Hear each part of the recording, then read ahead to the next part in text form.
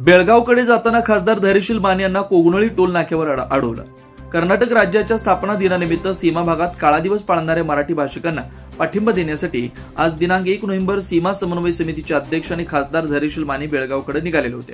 मात्र कर्नाटक प्रशासनाने त्यांना महाराष्ट्र कर्नाटक सीमेवरील कोगनोळी टोल नाक्यावर रोखलं, ज्यामुळे पुणे बंगळुरू राष्ट्रीय महामार्गावर तणाव निर्माण झाला।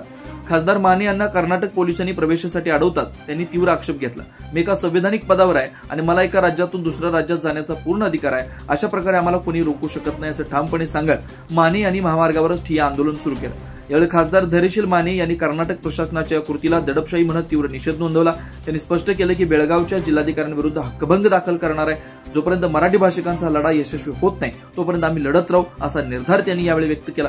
अखेरीस वाढता तणाव पाहता पोलिसांनी खासदार माने यांना ताब्यात घेतलं। या सर्व घटनेमुळे सीमा भागातील वातावरण तापलं असून या मुद्द्यावर पुढील राजकीय आणि प्रशासकीय प्रतिक्रिया काय येतात याकडे आता सर्वांचं लक्ष लागलंय।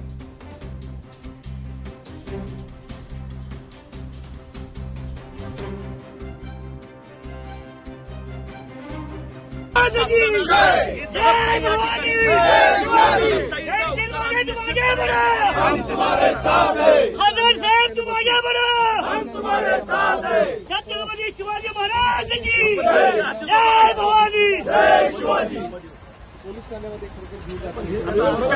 बेळगाव बिदर भालकीचा संयुक्त महाराष्ट्र, बेळगाव बिदर भालकीचा संयुक्त महाराष्ट्र